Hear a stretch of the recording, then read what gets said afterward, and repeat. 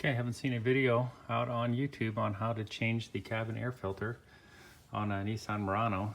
I believe it's second generation, starting at model year 2015 and up until that generation changes substantially. So here is where you're going to find it, and I'm doing this for the first time. So I'm kind of discovering as I go along, but I think I found where the access is at. You don't remove the glove compartment like you do in many cabin air filter changes. Up here in this left hand corner, you're gonna have to be a bit of a contortionist to do this also, but up here you'll see this tab, and this tab, you lift up on it and you will be able to remove this cover. So I'm going to pause the video because I gotta kind of flip around here physically and see what happens after this. But this is where we're going for right here. This is where your filter is going to be, up inside of here. So this looks like it's coming right out. So it's probably just on a little hinge. See, that's just on a little hook up there. So there's no squeeze tab on that end. It's just going to fit up in there. Make sure you get that back up in there snug when we're all done. So the next thing you're going to want to do is wedge your finger, kind of in this opening that I just showed you. Hope you can see that. But this opening here, there's no real easy way to grab onto that filter. So just kind of wedge your finger in at the bottom, straight in, and you'll be able to angle it up and pinch onto it, and you should be able to get it out of there. So I can't do it while I'm holding the camera, but you can begin to see the filter in there. That's what we're going to be taking out right there. So I'm just going to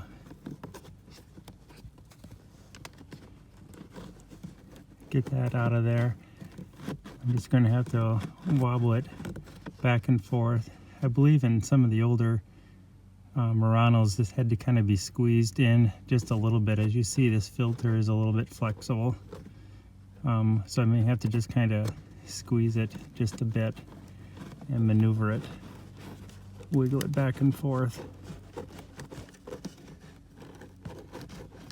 and see if I can get it out of there. So I'm going to set the camera down and just carefully kind of do that. Try to get your hand up on the other end of it and just maneuver it straight out of there. So it's just a very confined space, but like I said, it's a rather flexible filter, so you're going to be able to squeeze it in and around to get it in there. What I'm finding is that it's just to keep pulling it out more so from the bottom. It seems to be coming out okay. And pushing up and really getting that other end around the corner like that, and pull it down and keep maneuvering that end up.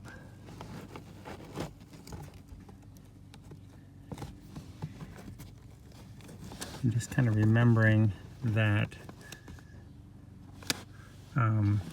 that this is the way that it goes in.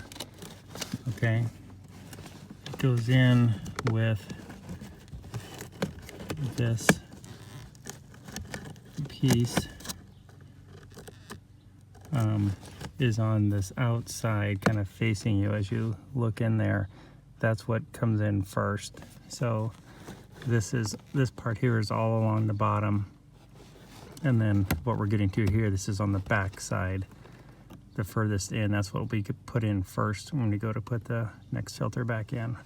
I think I should be able to maneuver this the rest of the way out. Okay, so this is the removed filter. Kind of destroyed it a little bit, but this is how this original Nissan filter was in there, and this is kind of the orientation in which it fits in there. That opening is right up in there, as I had mentioned earlier, and it slides in this like this. You have to get it up in there. It's going to be impossible to show you. It's a pretty difficult design, So you're going to get it up in there, and you're going to be sliding it in to that opening in that direction. So something that's important to know, because the filter does not show airflow direction on it anywhere.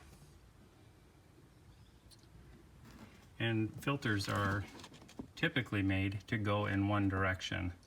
But just so you know, the direction of air, because remember, this is sitting in there at an angle like this, and it slides into place. So the airflow is going this direction, okay? So if you have a different filter like this new one I'm going to be putting in here, you see this one actually smartly has an indicator on which direction the air is to flow. So I'm going to turn it, and that's the direction I'm going to install that up underneath there.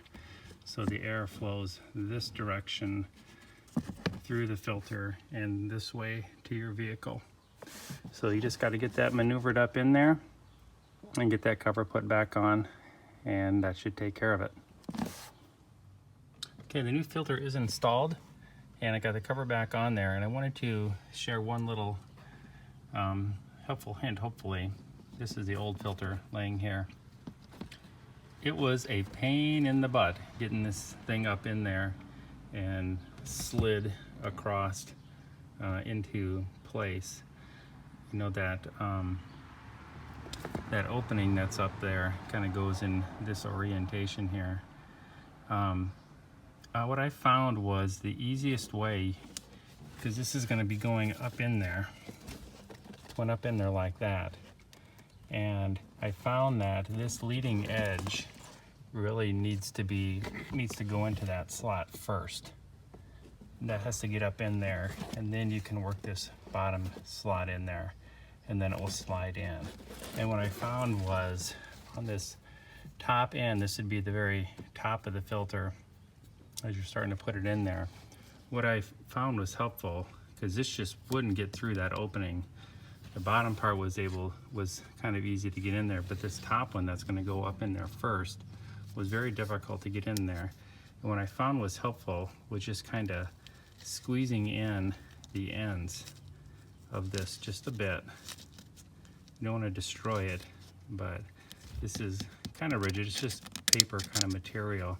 But if you can kind of bow that around and just make that outside dimension just a little bit smaller, you'll be able to get that leading edge in there as you get that up inside.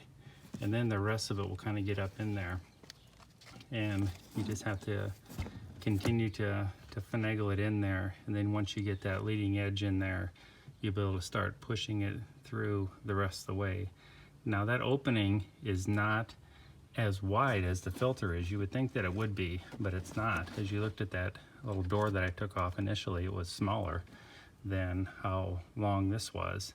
So that opening is only really from, say, here to about here in length. So you have to get that kind of leading edge in there first inside of that opening. Kind of scrunch down the end of it a little bit, and once you get that kind of up in there, then you can get the rest of it in there. So hopefully that was a little bit helpful of an explanation, and that will help you change your cabin air filter on your own.